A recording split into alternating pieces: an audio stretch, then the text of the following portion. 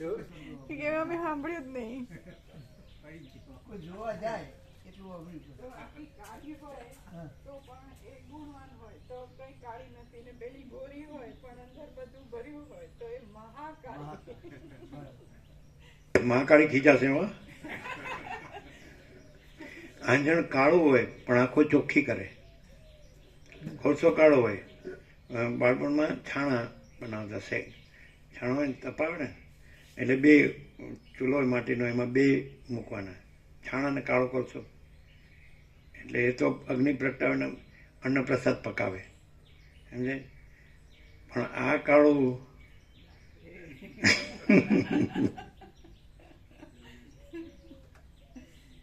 સમજાય.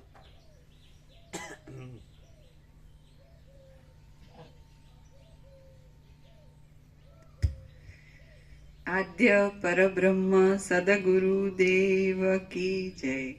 ઓમ શ્રી પરમાત્મને નમઃ.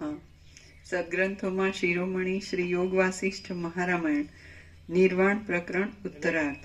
એટલે કાળું છે ને તમારી ગુજરાતીમાં મેલું કે. એટલે સેવા કરવાથી ઘસાવાય ને ઉજળા થવાય એવું કહેવાય. એવું સાધુઓ કહેતા હોય કે છે ને, સેવા કરવાથી ઘસાવાય નહીં, ઉજળા થવાય. તમે દાખલા તરીકે એવી વસ્તુ આવે એનો વાપરો તો કાટ લાગી જાય અથવા મેલું થાય, અને વાપરો તો ઉજળું ઉજળું રહે છે કે નહીં. એટલે ઉજળું એટલે શું? એ તો સત્તા પ્રકાશ.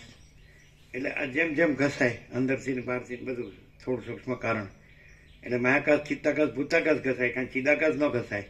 એટલે એ ઉજળું છે એ ચિદાકાશ એના.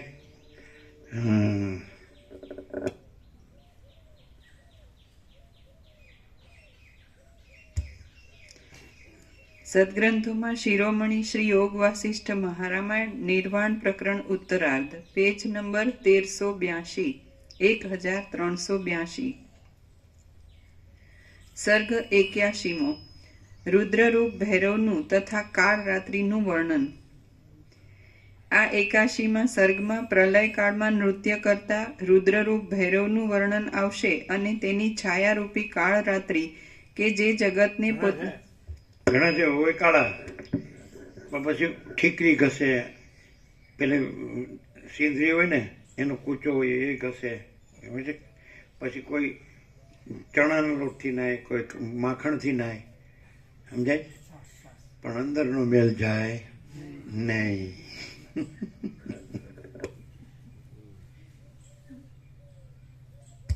પ્રકાશ શ્રવણથી અંદરનો મેલ રહે નહીં, પોતાનો બચાવ કરે.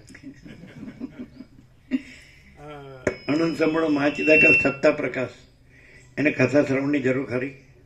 અને એમાં બીજો કોઈ છે કથા શ્રવણ કરનારો કે કરાવનારો? અને કથા શ્રવણ, કથા છે એમાં? કથા તો શેમાં હોય?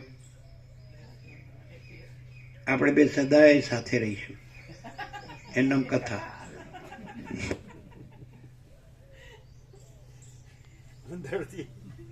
અંદરથી તો મેળ ખાતો ન હોય પણ ઉપરથી બોલે, કારણ કે હવે પાર પાડવું છે તો પછી કેવું પડે.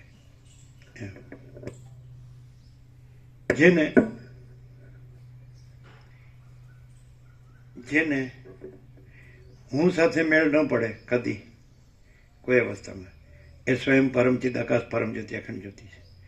અને જેને હું સાથે મેળ પડે એટલે મર્યો સમજવાનું.